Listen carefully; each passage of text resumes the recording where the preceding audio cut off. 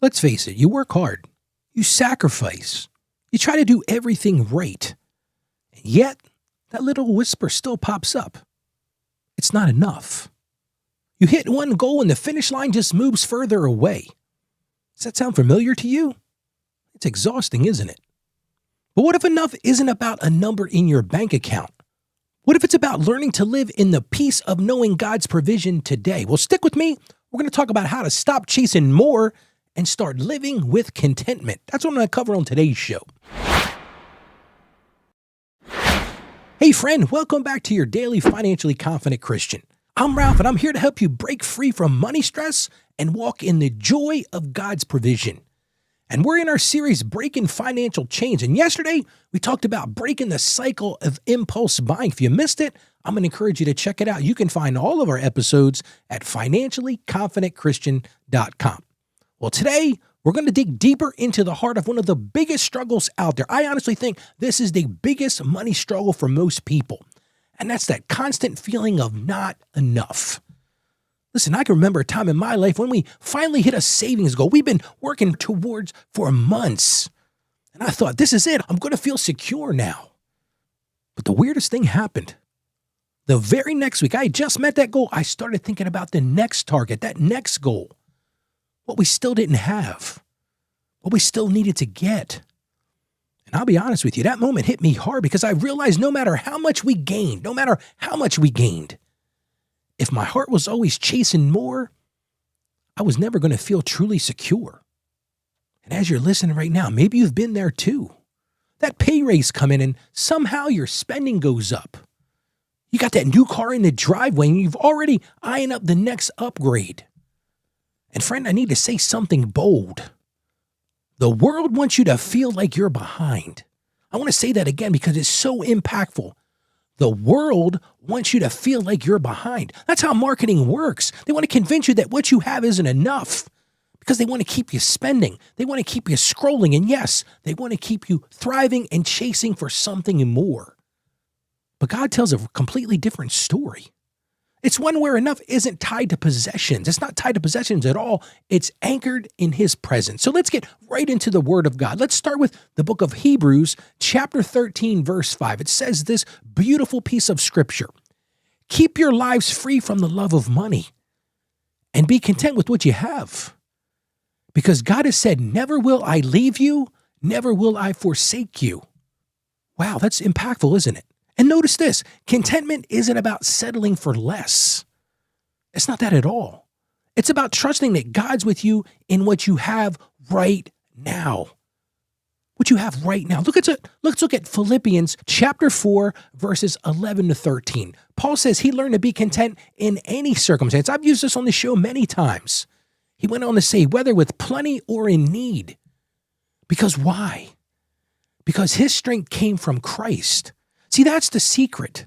Paul gave us the secret. He just laid it right out for us. The secret is contentment is learned. And how's it learned? It's learned by trusting the one who provides. So here's the mindset shift for today. Enough is not a moving finish line. So many people think it just continues to move, but that's not what it is. It's a choice to notice and a choice to thank God for what you already have in your hands. He's already given it to you. Because when you can define enough with gratitude, with truly gratitude, the urge to chase more starts to lose its grip. So here's your one action step for today. I want to make this practical. I'm going to encourage you to do something I call the gratitude pause. I just want you to take 5 minutes today. Just write down 3 to 5 specific things you already have that you're thankful for. Now, I want you to get specific, not just vague blessings. I want you to think about real, tangible things. Maybe it's your home, maybe it's your car, maybe it's your job, maybe it's your family. So we're going to start there. The second thing I want you to do is spot your comparison trigger. So many people are triggered by comparison. Ask yourself this, where do you feel less than? It's a hard question, but you've got to really start to embrace this. Where do you feel less than? Maybe for you, it's scrolling social media. A lot of us feel that way. That's what social media does. It makes you feel less than, so you want to go buy stuff. Maybe it's walking through certain stores or going to certain websites.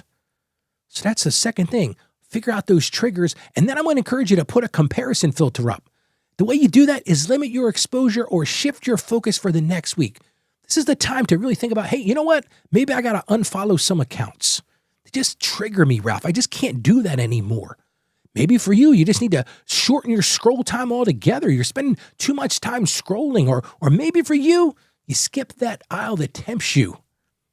And here's one of the things I want you to do today. I want you to celebrate your unique path. I want you to write down 2, 3, or 4 blessings or opportunities that God has given you that aren't tied to money or aren't tied to status.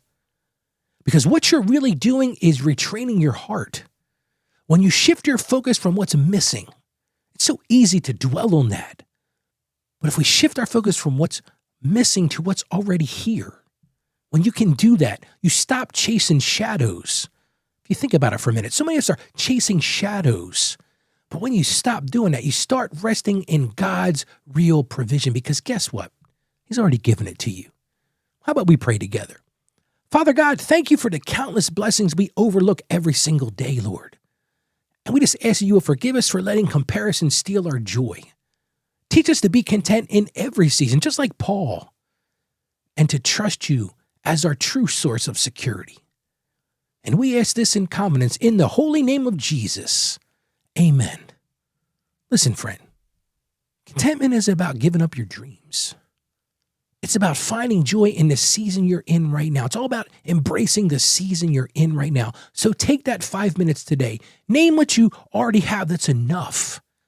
And watch how your heart starts to breathe easier. And remember, I want to give you a free copy of my book. It's called How to Become a Financially Confident Christian. You can get it for free by going to financiallyconfidentchristian.com/becoming. Again, that's financiallyconfidentchristian.com/becoming.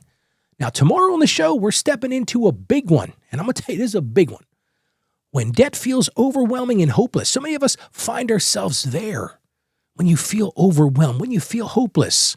But tomorrow I'm going to share with you how to take that first step towards freedom. So make sure you join me on tomorrow's show. Now, I want to encourage you today. Let's all go out there today and be financially confident Christians. I believe in you. It's time you start believing in yourself. God bless you, and you have a great day today.